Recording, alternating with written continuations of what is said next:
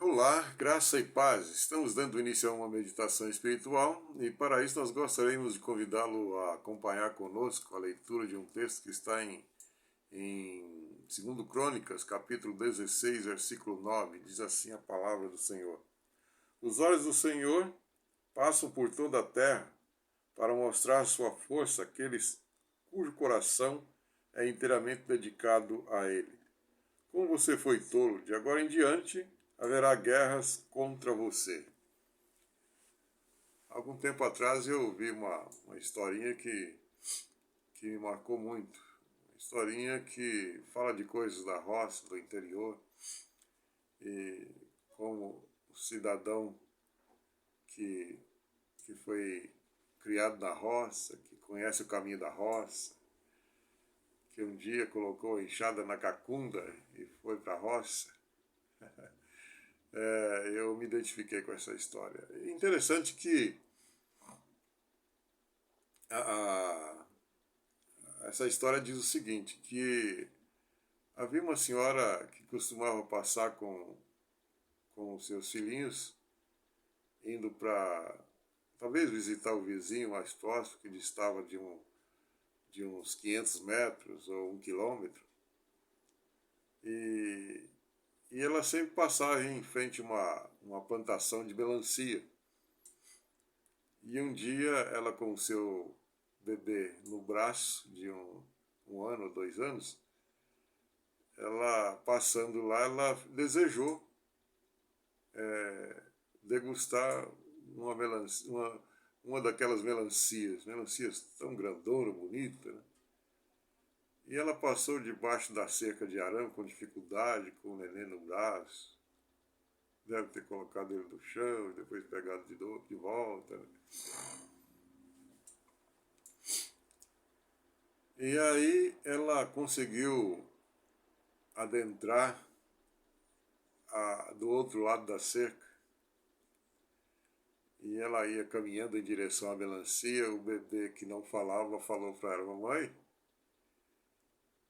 ninguém está vendo, mas Deus está vendo. E aquela mãe ficou com a consciência surpresa com o bebê que falou e ao mesmo tempo com a consciência pesada, né, de que estava fazendo algo errado.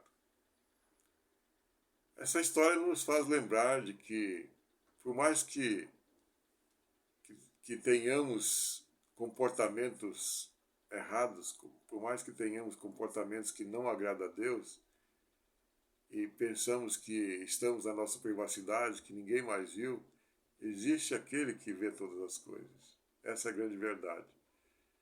E se eu sou uma pessoa que creio em Deus, como afirmo ser, na realidade eu falo que creio em Deus da boca para fora. Lá no fundo, eu não creio em nada. Eu sou um largado da vida. A realidade é essa. E porque uma crença em Deus me leva a ter respeito por Deus. A primeira coisa que me vem na minha mente, no meu coração, a primeira coisa que eu vou sentir é que eu preciso ter respeito com aquele que eu digo que eu creio nele. Que adianta eu dizer que creio e no fundo, eu não creio. Eu só digo que creio para manter uma aparência, para manter ou ser aceito. Deus conhece o meu coração, né? Deus conhece o meu coração. A Bíblia diz que com o coração se crê para a justiça e com a boca se confessa a respeito da salvação. Então o coração, ele tem um peso muito grande nas minhas atitudes, né? Siga o seu coração. Existe até uma expressão popularizada pelos místicos da nova era que diz: siga o seu coração. Não, se eu seguir meu coração, eu estou perdido. Eu devo colocar no meu coração algo que me faz seguir um caminho que me leva a grandes conquistas. E o que eu colocar no meu coração tem a ver com o mandamento. E o mandamento de Deus é que eu devo examinar as Escrituras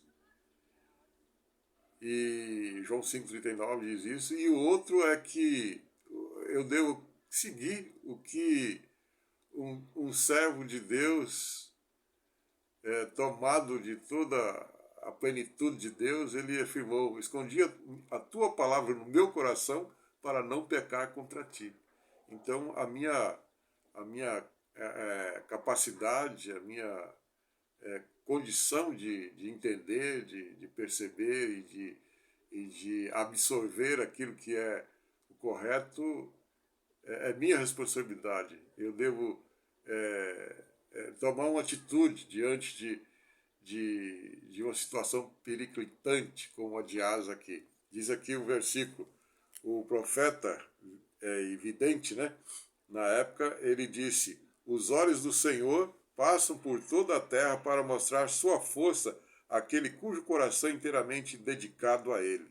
Então Deus está caçando, Deus está procurando por pessoas que realmente têm um coração entregue a ele. Não foi à toa que Jesus disse em João 4, João capítulo 4, ele diz, em João 4:24, ele diz o seguinte: Deus é espírito, e importa que os seus adoradores o adorem espírito e em verdade.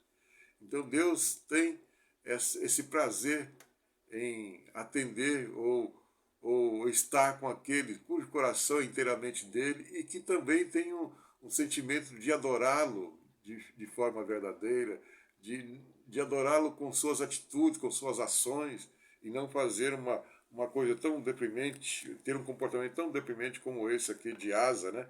E aqui o versículo, finalzinho do versículo, diz assim: como você foi tolo, o profeta chama a atenção dele, dá um puxão de orelha nele, né? Como você foi tolo, de agora em diante haverá guerras contra você. E essa é a grande verdade. Você que um dia entregou sua vida ao Senhor, se você distanciar de Deus, você perde a sua proteção. Você perde o cuidado de Deus. Ele não vai te dar um castigo. Foi o que aconteceu com Asa. Ele não quis servir a Deus. Ele não quis atentar para as verdades de Deus. E tanto é que o restante do capítulo vai mostrar que ele ficou doente, de uma doença nos pés, e ele procurou tudo que era médico e não resolveu o problema. Mas não buscou a Deus. Diz aqui a palavra que ele não buscou a Deus. E você?